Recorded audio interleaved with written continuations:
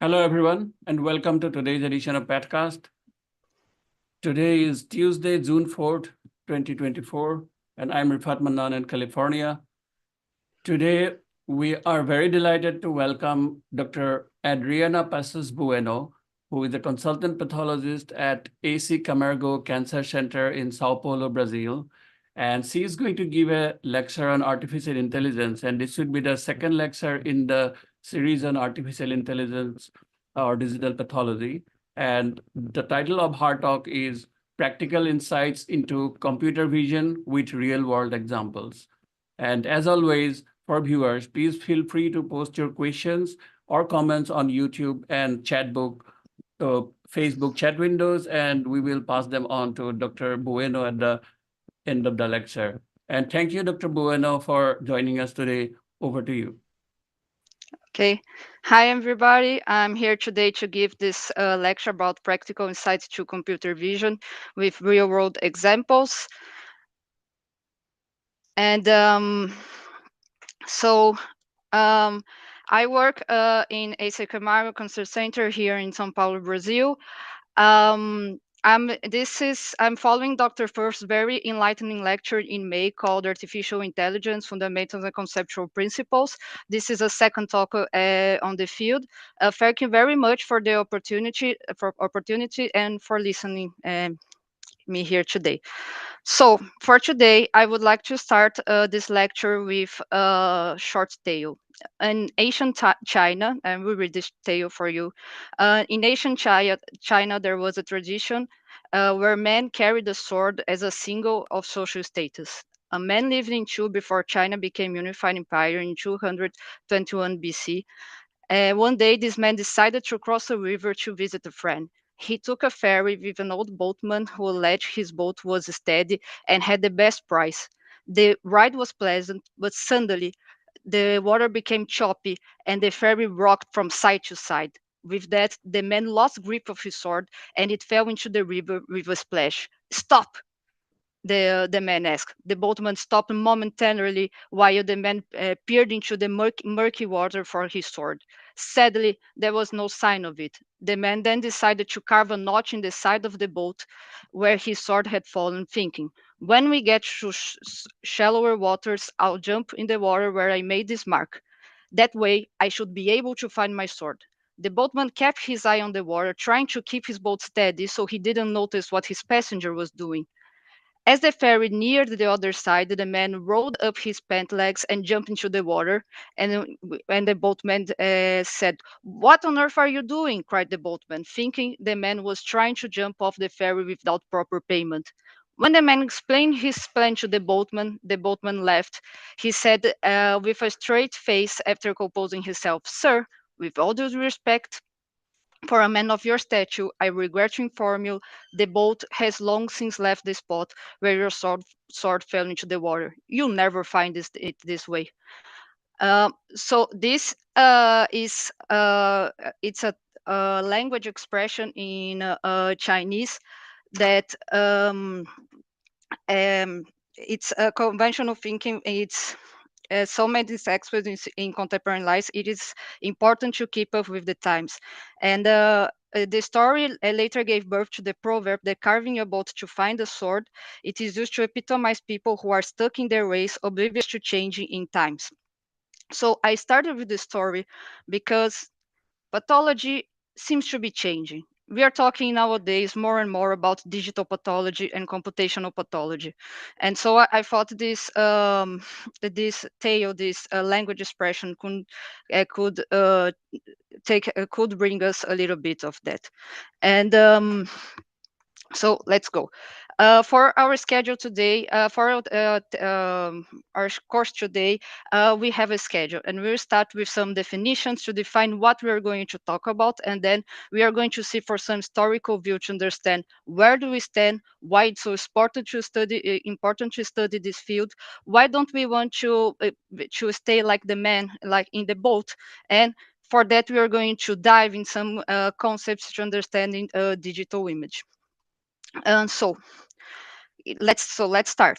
But before we do, take a few seconds and try to picture an idea of what digital or computational pathology is today. hope you take a few seconds and do that. So we see a lot of articles coming through, and we see a lot of Congress participation, realizes terms such as computation or digital pathology and artificial intelligence have become buzzwords in medicine. The combination of medicine and computational methods holds enormous promises. The list of medical AI publication grows, increasing year by year, with pathology posing as one of the leading fields. This article here, for example, states that the list of medical AI publications grew from 2003 articles in 2005 to 12,563 in 2019. So take did the what you imagine, what you picture, your idea of what digital computational pathology is, does it match this? From a distant point of view, digital computational pathology brings great excitement, expectation, and promises regarding its potential to revolutionize the way we do our routine practices. So here we are going to our definition. What's I'm using digital and computational pathology, and these words, they seem to be used interchangeably, but is there a difference between them? So for this lecture, we are going to use the definition stated in this article, and that computational pathology, or CPAP, comes its omics or big data approach to pathology, where multiple sources of patient information, including pathology data and metadata, are combined to extract patterns and analyze features. Digital pathology, it's a blank term that encompasses tools and systems to digitalize pathology slides and associated metadata, their storage, review, analysis, and enable infrastructure.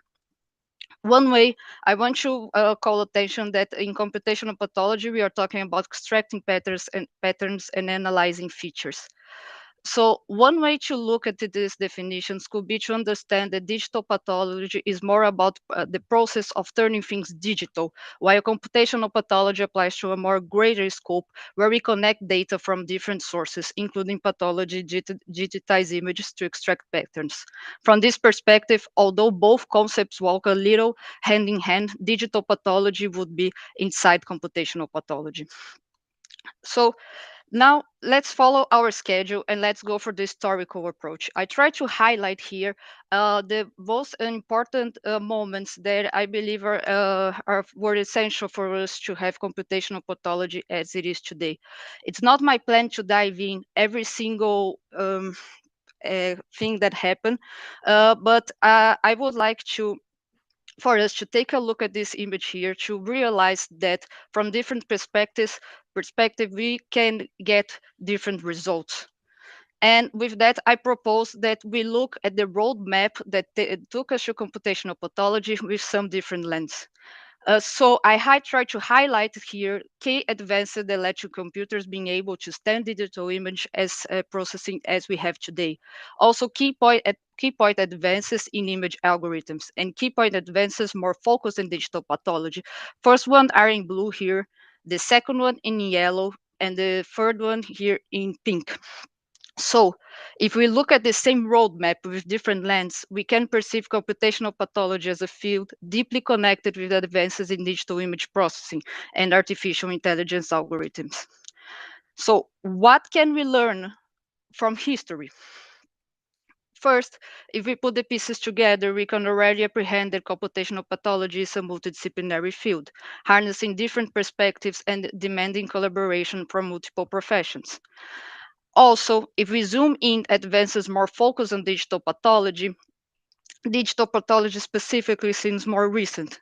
Why? And alongside with our picture of what computational pathology and digital pathology is, we could say that digital or computational pathology as a whole seems to be running fast. So where puts us now? Where are we now at the present? Surprisingly, shockingly, for all that computational pathology seems to be running fast, bringing huge expectations alongside its path, it feels like we face a gap between expectancies and its actual use in reality. Few algorithms are currently in routine use. There are few studies evaluating their impact in the clinical setting, and ethical concerns are raising about topics such as potential data privacy breaches, systems algorithm bias, and harms related to erroneous AI generated outputs. Before you take my word for it, look around and see if your hopes for computational pathology match your day-by-day routine. So why to understand this gap, I thought we could take a look at computational pathology at present. So remember this image here? I added something else. Because if we are talking, remember computational pathology definition that we use, the place I highlighted, and I talked about pattern recognition. If we are talking about pattern recognition, we ought to talk about artificial intelligence. And I put here artificial intelligence is teaching every other aspects of computational pathology, because much of the promises expected in computational pathology comes from the combination of artificial intelligence with digital pathology and other associations, such as adding molecular or clinical data. And this is why Dr. Fuff already gave us a brilliant lessons about insights on artificial intelligence. And if we want to discuss, we can discuss computational pathology through different perspective lens to understand it, what it is and what it does, where we can find it and how it works. So, artificial intelligence algorithms in computational pathology, if we wanted to look for the what, we could say they are decision-based in pattern recognition, classification, segmentation, where they have multiple use in routing, task automation, result or prognosis prediction, diagnosis, how we could, they have different approaches, and we could divide them talking about feature engineering, handcrafted machine learning, deep learning, and now we should talk about foundation models also, and learning feedback. So we could say about supervised, weekly supervised, non-supervised. Dr. Fuff already talked a little bit about some of them, and these are not the focus, the today focus. I just wanted to state, to show how AI algorithms can act a little bit in computational pathology to give a big picture. But what I want us to grasp from this for these lectures is, independently of where, what, or how, AI deals with pattern recognition. That's what I want us to keep in mind. So if we now know a little bit about the present, where computational AI algorithms work in computational pathology, and these articles here bring a lot of variables that could be associated with this translation gap. But I don't want to dive into them. I would like us to take a look at the big picture. And they state that collectively, these steps define a translation gap that every machine learning model must close en route with real world impact. Putting it differently, if what we see on building algorithms, what we see in publications, if we don't cope with our reality, if we don't see their actually purpose in a practical approach, they may stay somewhat distant. So that's what I want us to learn from here. So let's take back and let's look back at what we saw until now. From the past, we learned that computational pathology, it's a multidisciplinary field. We also, and this comes from a digital, it mingles a little bit with digital image processing, image algorithms, and digital pathology. Also, digital pathology more specifically seems to be a little recently, and it looks like it's running fast. But when we get to the present, we are presented with a gap, and collectively, these steps define a translation gap that every machine model must close en route to real-world impact. So we are at this gap right now. And looking for the future, what the future holds for us, it's how do we transpose this gap? What lies ahead of us? So understanding the concept that drive computational pathology paths paves the way for transposing the gap in the future. And we might do that without knowledge or with knowledge. And with that, I wanted to state, and with the boat, the man in the boat's tail, I wanted to state how important it is for us to understand what happens in these fields. And also, talking again about Dr. Firth's class, she stated that complexity masks understanding. So without further ado, let's dive into some concepts here. So where to begin? where if we're talking about computational pathology and we're talking about, we want to talk a little more technical, where should we begin? So I bring this reference here, The Sound of Music. It's a 1965 film with Julie Andrews starring. And when she's teaching the kids from the Von Trapp family, she starts, let's start at the very beginning, a very good place to start. And I propose we do the same. And what will be the beginning when we are talking about computational pathology? Take a look here at this image pattern recognition. Pattern is a spatial arrangement of features, a pattern class set of patterns that share some common properties, and pattern recognition by machine encompasses techniques for automatically assigning patterns to their respective classes. First thing I want to point out here, spatial arrangement of features. Is that clear for everybody who is watching the lecture? Also, when we zoom at digital pathology, more specifically, the word digital pops out. This is I got from Woods and Gonzalez, reading Woods and Gonzalez book, and we are talking, and for pattern recognition, as a general, we have mainly four steps: sensing, pre-processing, feature extraction, and classification. And so for image pattern recognition, sensing would be generating signals in a spatial 2D or higher dimensional format. So we are mainly talking about somewhat a form of digital image. And so here's our beginning. What is a digital image? Can we grasp what a digital image is? So let's go back to Julie Andrews' song. When you read, you begin with A, B, C. When you sing, you begin with Do, Re, Mi. And I dare to say, when you go digital, you begin with 1, 2, 3. So let's see what a digital image is. According to Gonzalez and Wood's book, an image may be defined as a two-dimensional function, f or x and y, where x and y are spatial plane coordinates, and the amplitude of f at any pair of coordinates is called the intensity or gray level of the image at that point. When x and y and the intensity values of f are all finitive discrete quantities, we call the image a digital image. The field of digital image processing refers to processing digital images by means of a digital computer. Note that a digital image is composed of a finite number of elements, each of which has a particular location and value. These elements are called picture elements, image elements, rows, and pixels. Now you know what a digital image is. Or maybe not. Maybe you just feel like this. Exactly. That's how I felt when I read all of this for the first time. So let's make it easy. Let's break down all this text in like three main components. That's what we really need to understand here.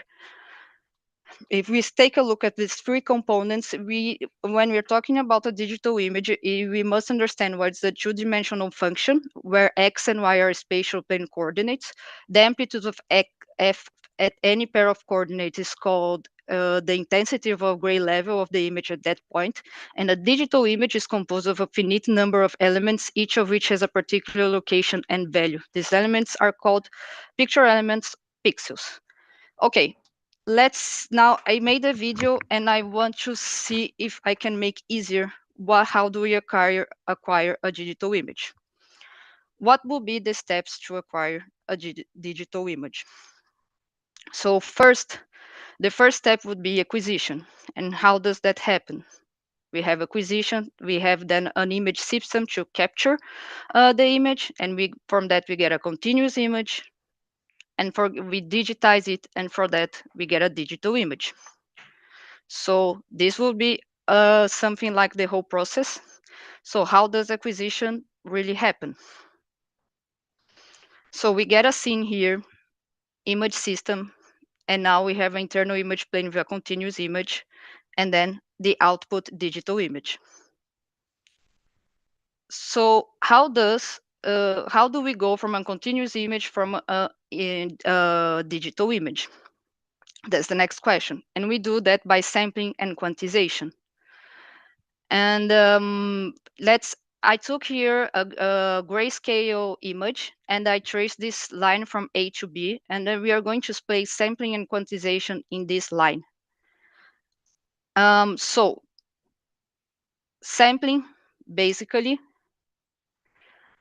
it's digitizing the coordinates and values is called sampling. We are dividing this line equally, so we get the coordinates for each point. Now, quantization, digitizing the amplitude values is called quantization. What we're trying to do here is what we are actually doing is we are giving one gray intensity value that goes from 0, which is totally black, from 266, which is totally white, and we are giving each coordinate that we sampled amplitude of this intensity of gray scale. So this is how it happens.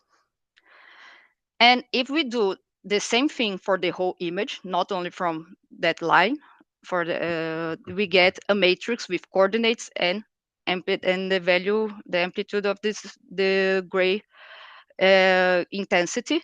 And with that, we can go from a continuous image to a digital image. And voila, that's a pixel. So what about color image? Our lives, they are the color, they are not black and white. And for when we take a look at color image, they are composed of 3 separate channels that will be red, green, and blue in the RGB color system. And so for us to get a digital colored image, we need 3 channels and with the 3 matrices. That's something like that. I hope this helped to understand what a digital image is. Well, by knowing what a digital image is, we can start comprehending some of the variables that might account for sustaining the gap. Whole slide images are big. They're really big. And now we are trying to understand why whole slide images are so large. They two main reasons. They need to render the needed resolution and to function as a microscope. Remember, we talked about that gap. The gap is a difference between expectations and reality, and that we must things must act in practical. They must have a practical use as expected, the way they should. So one thing, it looks like obvious, but a digital image must function as a microscope. This means we must be able to pan through it, do rapid panning and rapid zooming. And that's not very easy when we are talking about a digital image. So let's start with how do we render the needed resolution for a digital image. And here I made another video. This is a real case. Here I chose it because the only place of interest for diagnosis is this tissue fragment, and the rest is just normal gastric mucosa. And as we zoom in this tissue fragment, we can see there is here. Let's imagine that we want to scan this little fragment with a 40x resolution, and for that we will need 0.25 micrometers pixels. And now we are trying to calculate the number of pixels needed for the area this fragment occupies. So let's see how it goes. So that will be the A distance calculated, and then the B distance calculated. So total number of pixels for our tissue will be approximately 7,264,000 pixels. And that seems like a lot of pixels, right? But for a 24 15 millimeter tissue fragment, for example, we will be talking about 80,000 for 60,000 pixels, a total of 40.8 gigapixels. And when you're talking about gigapixels, we are talking about a billion pixels, 4.8 billion pixels. All these numbers seem very big, but how can we grasp its real size? And so I made another video.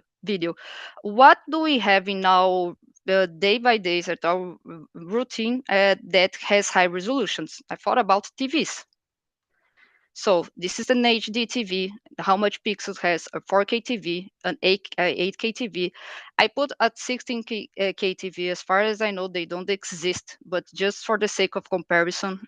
And here we do have a slide at 40X with 5,000 pixels for 5,000 pixels. So it's huge.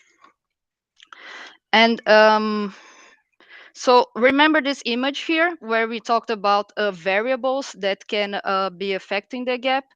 If we zoom in a more specific point, digitization, tissue detected, white balance, focus quality, magnification, and especially image storage and compression, we uh, start to understand some of the implications that a digital image and a whole slide image and its characteristics may have in storage, and especially we must compress this image because they are too large in the end.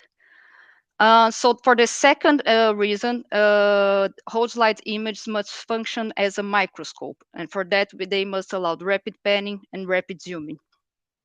So have you ever wondered if whole slide images are so large, how are we able to pan so quickly in such large data? And I made another video to try to show how this happens. So images are divided in tiles, and pixels, remember that they are stored in tiles. And why would we do that? Because storing an image in a tiled way allows you to only load a subset of the image when there is need to view a specific space or region. So here our tissue fragment with the tumor, with the this infiltrative adenocarcinoma that we wanted to see. And here we have this pentagon, I believe. And if you wanted to see only the pentagon here, we only would need the tiles highlighted in yellow to see this place, to see this area. So tile size matters. It affects performance. And how does this work exactly? Okay, video.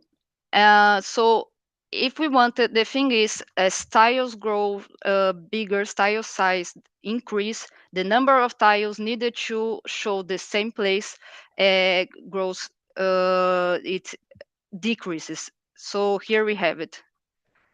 That by tiles increases, the number of tiles needed to render the same place, it decreases. And for our next topic, it's rapid zooming. How does that happen? So the problem we have with rapid zooming is something like what we were talking about, the image, the tile size. As resolution decreases, image area decreases. And how do we deal with that in a whole slide image?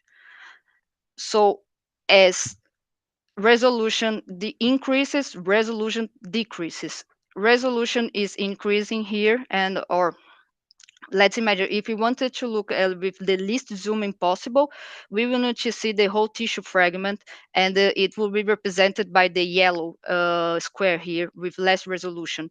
And we wanted to dive in, zooming a lot, we would see the very we would be in the green area, which is way smaller, and blue and red are the intermediate layers in that scenario.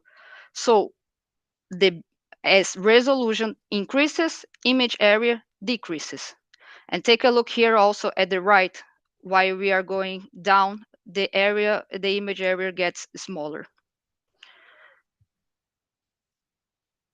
So how do we do that? How it's possible? How do we make possible to go from to do rapid zooming in that scenario? So the solution is to pre-compute lower resolutions versions of the image. And when we do that, we start to get a hold of that pyramid image most of you probably have already seen. Let's take a look here. So I'll stop the video so we can take a better look. At top layer, we have the lowest resolution, and in there we have the intermediate layers. At bottom layer, the highest resolution. And the image are stored in a tiled fashion. So where we want to look at, it's the tiles that are highlighted in yellow here. So we have the tile, so we can only upload the part that we want to look at when we want to display the image in our image viewing system. And we have all the layers with different kinds of resolution. So as we build this pyramid, lower magnification in the top, higher magnification in the end, and then we get the traditional period from whole slide images that you probably have already seen it. This is, I think, the hardest video I did for today, and I'll try to explain what I did here. So let's see if you can understand. I'm going to actually zoom in that tissue fragment that it's what is interesting us here in this lecture, and the pyramid in the right upper corner. It's going to go up and down as we do it. So let's see if this clarifies things. So while we zoom deeply or very ugly adenocarcinoma, and while we zoom out. Let's try to see this again. While we zoom, we go to the bottom layers, and then we get high resolution in a very small equivalent area. And then we can, while we zoom out, we go up at the pyramid for lower resolutions. So with what we learn, what would be the direct implications in computational pathology and its use? Whole slide images are big. Being so large, whole slide image will demand huge storage. Also, this large size has direct implications on how we transfer this image from one place to another, how long it takes to do it, how much effort we need to display it in our image view systems, and how fast we can do it. To deal with all that, for example, one of the things we do is to compress the image. Compress the image. In other words, we must process the image to make it smaller and usable in a day-by-day practice. Here comes the first implication. The way we deal with the image after acquiring has a direct impact on image viewing system routine performance. If not very well balanced, you might not be able to load the image quickly or with the resolution needed, which in turn would harm our daily performance and making it less probable for digital adoption. Putting it differently, if one of those things don't work very well and we cannot see whole slide images, we cannot view in our IMS the case as we expected, we usually go like this. And this might harm our this kind of can make it less probable for digital adoption.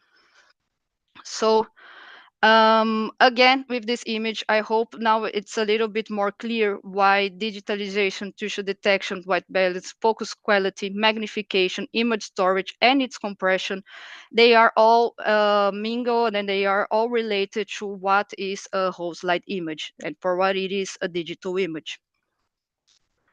Let's take a look at the image pattern recognition again. The pre-processing part is basically where we organize and standardize the image before we handle the data to the algorithm. Also, not today's focus, but whole slide images, due to its characteristics, we are not talking only about size here, but being big is an important issue, demanding a lot of pre-processing. So, how could this affect AI performance, the level of trust? Let's keep it up here. If we pre-processing can affect AI performance, understanding why we need to perform this pre-processing and what we are doing these steps allows us to understand AI results, which in turn helps us to model it when the results are not desirable. Thus, it makes AI model something more comprehensible or more comprehensible. So, and one more thing, if AI is about pattern recognition, how much pre-processing in the image before we handle the model itself can affect the result? So understanding all of this, and again, with Dr. First's last lecture, that complexity, max understanding, we do not want to look like the boat guy, like of so focused in something that we don't see what's happening all around of us. The more we understand about what really happens, the more we'll be able to comprehend it, the more we'll be able to understand what really is happening in this new field and its upcoming field. And another implication is that it is well known that AI algorithms, they tend to perform better when we have large data sets for train, to test, and to avoid overfitting, and so forth. So now that you know how big is a whole slide image, how what it really is, how it works, can you imagine why it demands so it's so troublesome sometimes, it's so costly, so time consuming to build huge data sets. Of course, there are other implications such as quality control and ground truth definitions, but on the size of the image and its characteristics already have some impact on this. So I'm here at the end of my short lesson. I usually make my lesson short because I go straight.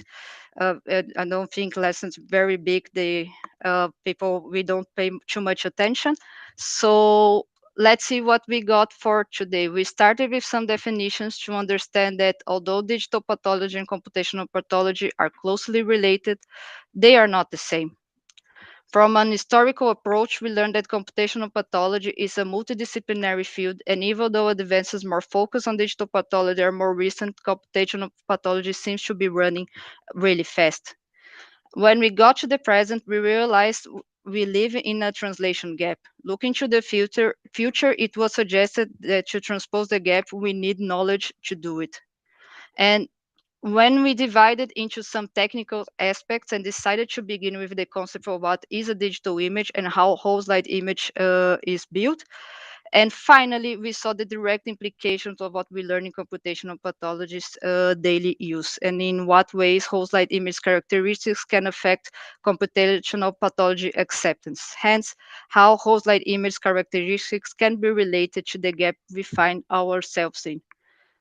So um, as I stated, I would like to remind that first story that later gave birth to the proverb that carving a boat to find a sword it is used to epitomize people who are stuck in their ways, oblivious to changing in times.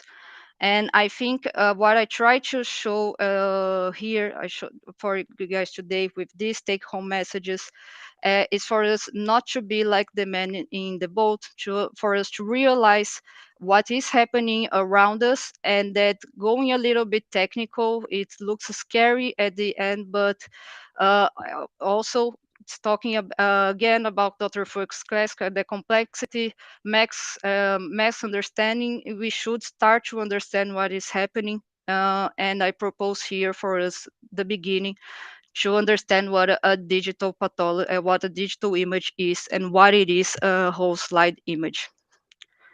Thank you very much for your time and for the opportunity. Again, I put here some of the reference, all the reference I use, just if someone is interested.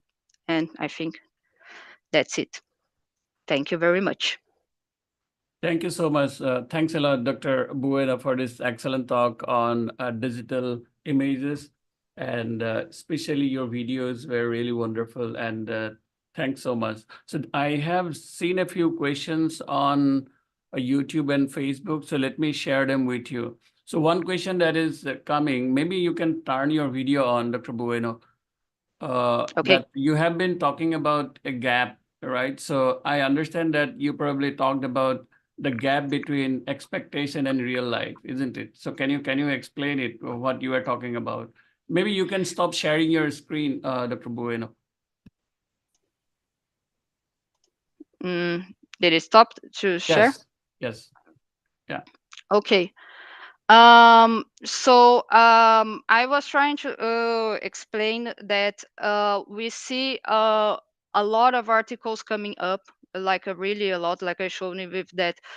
We The difference between what it was published in 2005 and from 205 articles for 12,000. And these gaps so few algorithms are currently that are currently in routine use, and there are few studies evaluating their impact in the clinical setting. So if you want to transpose this gap, if you want to use them and on a practical approach, it's not just about building an algorithm. It must go through regulatory aspects. We must understand how do they really work, how to report this, and how do we do digital transformations in our laboratory. We are going through one here, and it's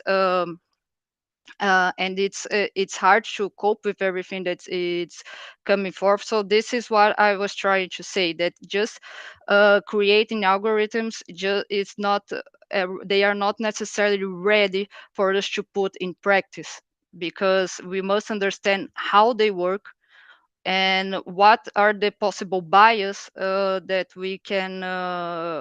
can happen when we create them and when we use them, and also how to, as I already stated, how to report it, and regulatory affairs and something like that. I hope I answered the question. Yeah, no, thank you so much. So there is another question from one of the viewers. Is I have put it in the chat box. Can you see it in the chat box? I can read it for you otherwise. Um, isn't magnification increasing as we go down the pyramid and zooming in? Yeah, Yes, that's yes. the question. Yeah, The resolution is getting bigger. right. I think that's what they wanted to know about, the resolution and as you go down the pyramid. Uh, Yeah.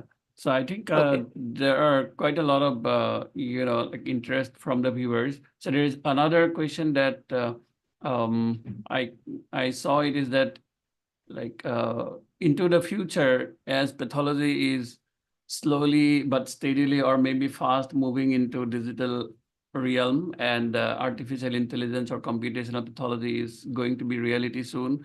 So if so one question is that do you think that pathologists will actually need to know the technicalities of AI and machine learning? What do you think about that? Um, I don't think you need a PhD on that, just as Dr. Firth said in her lecture. And but the more we know, it helps us. I don't think you need to know all the big details, and you don't need to go if reading image processing books like I do. Is because I like it, but it's important for us to understand the basics, to talk with people that are not necessarily pathologists.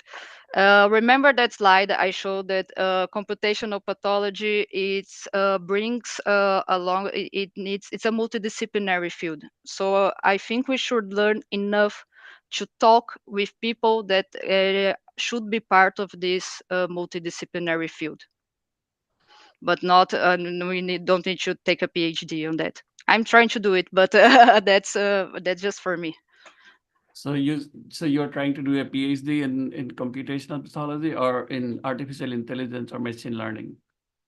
uh, Artificial intelligence. I'm trying. I That's the poster I presented at USCAP about GA tracked AI algorithm to try to reproduce the treatment after chemo, a neoadjuvant score we do after treatment, and try to reproduce with that with artificial intelligence. And that Right. would be something I'm trying to do is better. Remember I showed you that uh, one of the reasons we can use artificial intelligence in pathology is for automation task. This post treatment um, reviews we must do, they take a lot of work. So if we can do something that can help us there, it could benefit us all, I believe. Like, it's a task consuming matter. Right.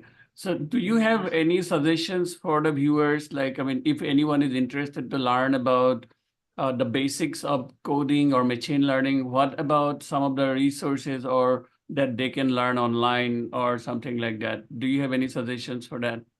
I'm sure there are many amongst the viewers who are actually interested, like you, to learn more technical about how to code or like, to get Okay. deeper into machine learning. Thank you. Um, yes, I usually do a lot of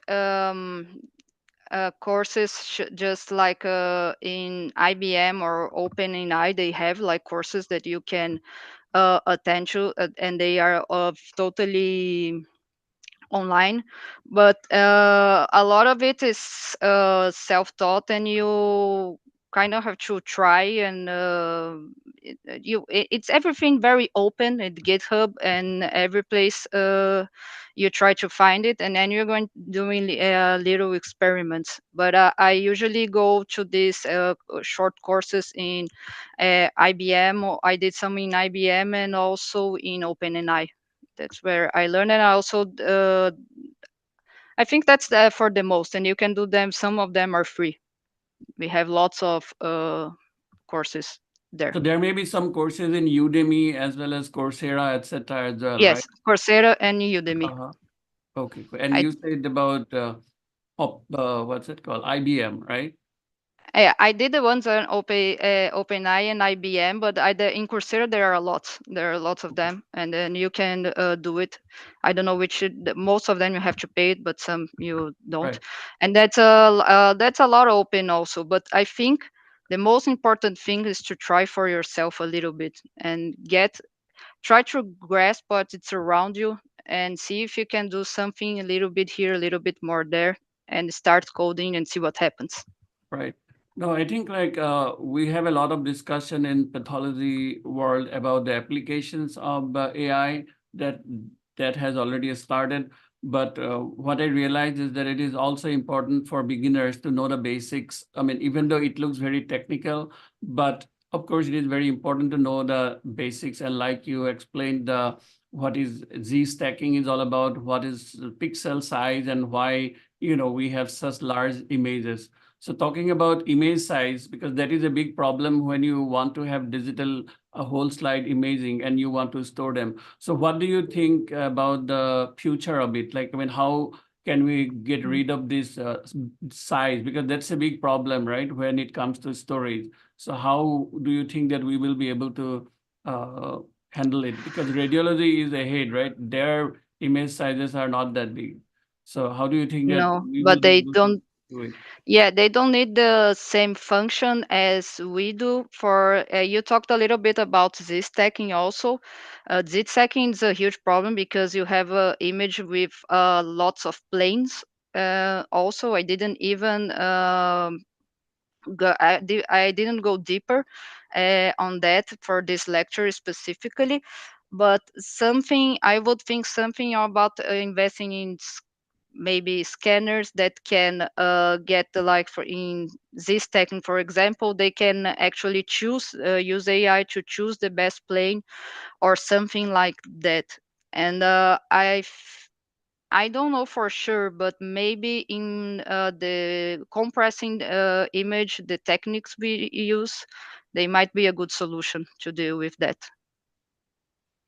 Right. So maybe like one problem that I personally see, even though I'm not an expert, is that because the whole slide image already has the image on it, right? Like you have the tissue which goes through all the processes and then it comes to a slide, and we are trying to scan that slide, and that is where the radiology is different in the sense that Yeah, we don't go through the whole process. The image is direct from the patient, and like it is probably far more easier. And yeah. I And understand. Correct. while you talked, I realized also that I forgot, but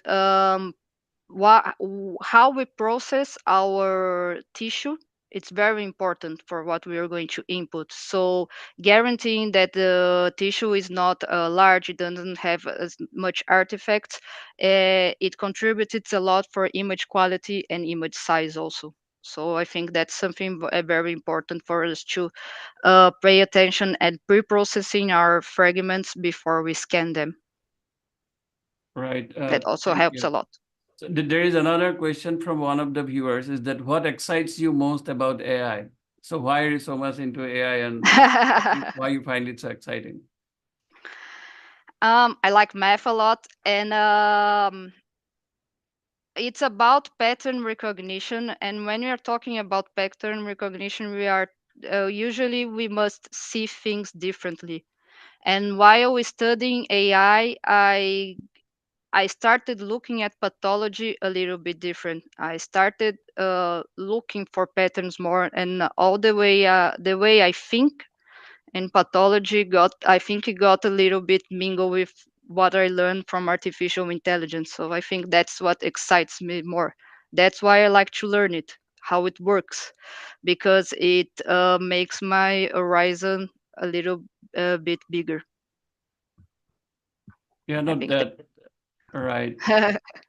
that. That's great to know. I see another question from one of the viewers. Let me read it for you. Which Okay. AI algorithms are most applicable? Pattern recognition requires a lot of images.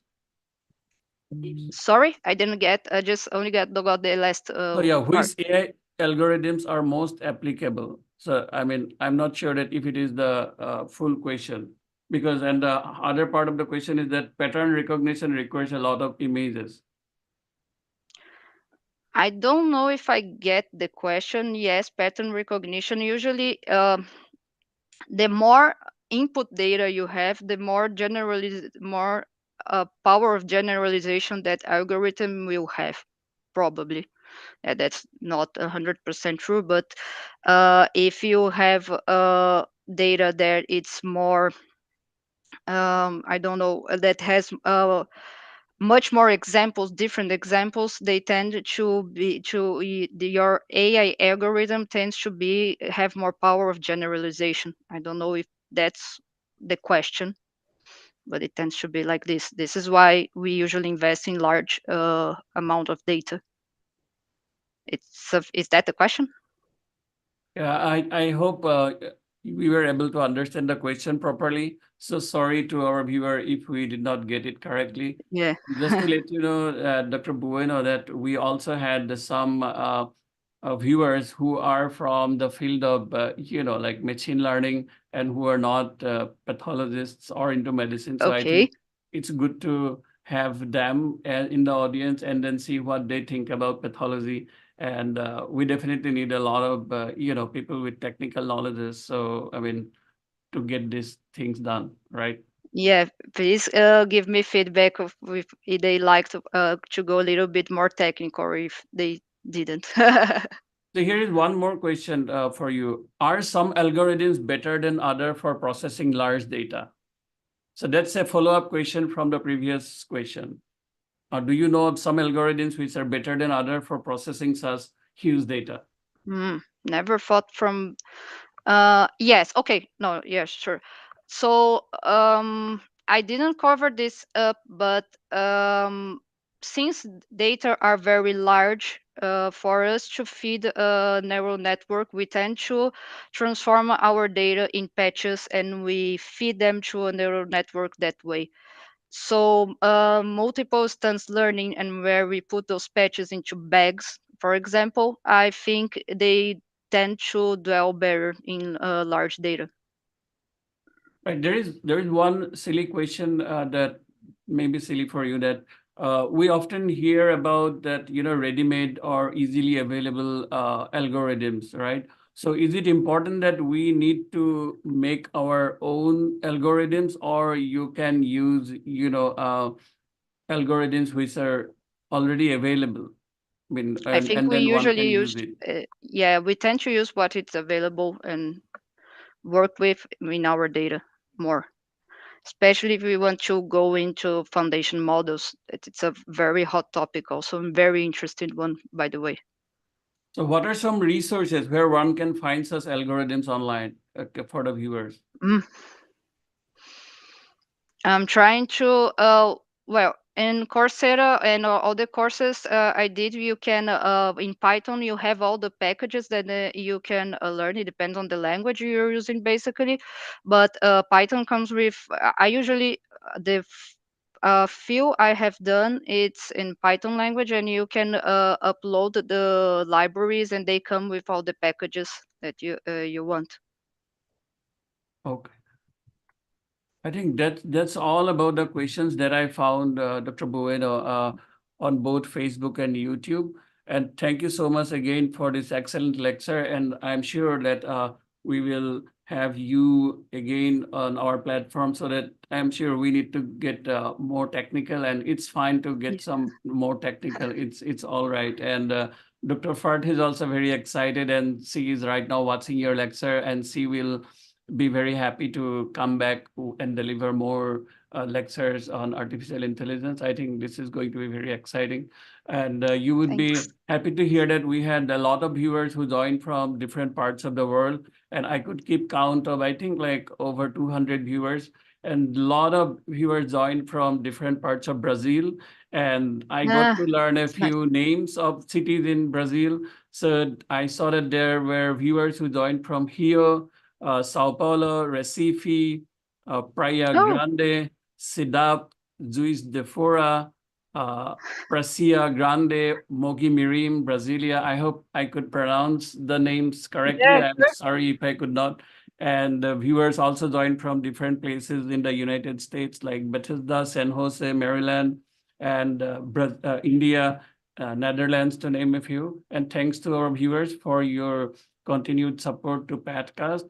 And we have our next lecture coming up. Let me share with you quickly about that. 1 second, give me a minute.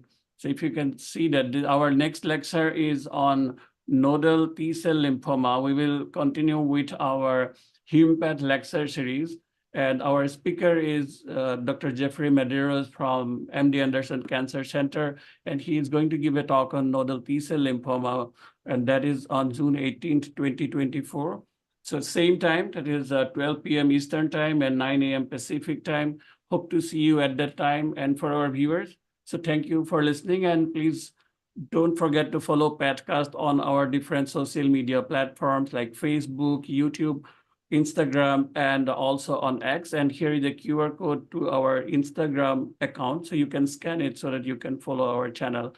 And thank you all for joining us. Thank you so much, Dr. Buena. Hope to see you again. Thanks so much. So, Michi, thank you very much.